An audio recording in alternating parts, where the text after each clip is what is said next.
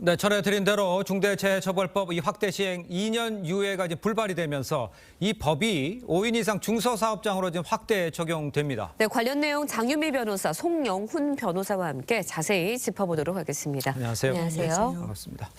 자, 이제 당장 내일부터 5명 이상을 고용한 이 동네 식당, 빵집, 미용실 중대재해법에 적용이 된다는 겁니다. 이 법이 시행되면 글쎄 먼저 사고가 줄어들게 된다고 보십니까? 글쎄요. 적용 대상이 확대된다고 해서 그 중대재해 자체가 감소할지는 의문이 든다는 지적이 많이 있습니다. 네. 왜 그러냐면요. 일단 중대재해법상의 그 중대재해라고 하는 건요. 산업안전보건법상의 산업재해 중에서 사망자가 1명 이상 발생하거나 동일한 사고로 6개월 이상 치료가 필요한 부상자가 2명 이상 발생하거나 또 대통령령으로 정하는 직업성 질병자가 동일한 유해 요인으로 1년에 3명 이상 발생할 때 이럴 때 우리가 중대재해처벌법의 적용 대상이 되는 중대재해가 됩니다. 근데 이 법의 시행으로 중대재해가 정말 감소했다면은 실제로 시행 전과 시행 후를 비교했을 때 그 적용 대상에서 사망자가 줄어들었어야 되겠죠. 그런데 2022년 1월 27일에 시행이 됐기 때문에 2021년 사망자와 2022년 사망자를 비교해 보면은 이 중대재해법이 적용된 50인 이상 사업장에서 그 사망자가 오히려 3.2% 증가했습니다. 전체로 보면은 사망자가 감소했지만 이것은 50인 미만 사업장에서 오히려 10.8%가 감소했거든요. 이 결과는 사실은 2022년에 코로나나 경기 침체 등으로 그 소규모 사업장이 많이 영업을 줄이거나 문을 닫았기 때문이라는 지적이 있습니다. 네, 중대재해처벌법 중노동계 입장에서는 당연히 필요한 법입니다. 하지만 동네 음식점이나 카페, 식당 업주들은 당장 대책이 없는데 이렇게 시행이 돼버리면 혼란에 빠질 수밖에 없다는 생각이 들 것 같거든요. 네, 그래서 정부에서 이게 손 놓고 있을 수 있는 상황이 아닌 것 같습니다. 일단 중대재해처벌법을 보면요, 사망 사고가 발생했다거나 해서 바로 사업주를 처벌하는 게 아니라 안전보건관리 체계, 그러니까 안전한 어떤 그 예산이나 인력을 미리 잘 준비를 해놨는지 여부를 보게 되거든요.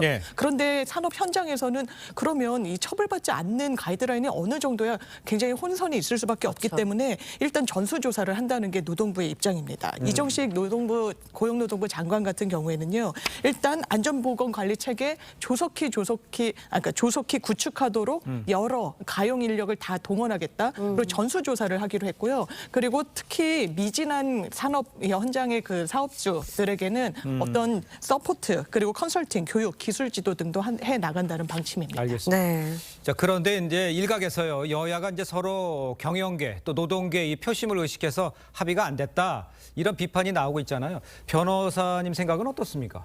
그 여야가 합의가 안 된 것은 일단 매우 안타까운 일이죠.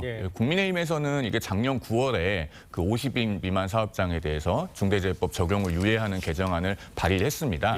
그러자 이제 야당인 민주당에서 요구를 한 사항이 3가지가 있습니다. 첫째는 법 시행 준비가 제대로 안 됐다는 정부의 사과, 그다음에 향후 2년간 재해 예방 준비 계획과 예산 지원 방안을 발표할 것, 그다음에 3번째로 2년 후에는 반드시 시행한다는 정부와 경제단체의 어떤 공개적인 그 선언을 3대 조건으로 요구를 했습니다. 당정이 협의를 해서 이것을 모두 수용하기로 했었는데요.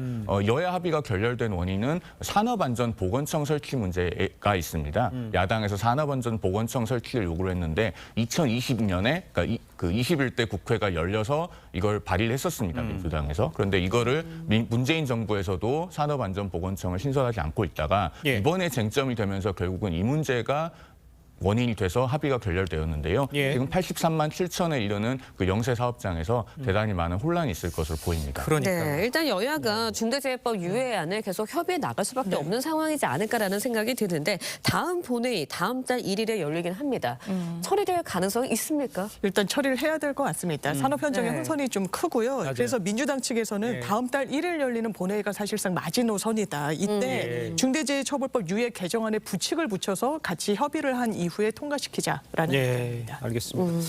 자, 다음 이야기도 좀 짚어보겠습니다. 한 달 전 이 경복궁 담벼락 낙서 테러에 의해서 이번에는 올림픽공원 조형물에 스프레이 낙서가 발견이 됐어요.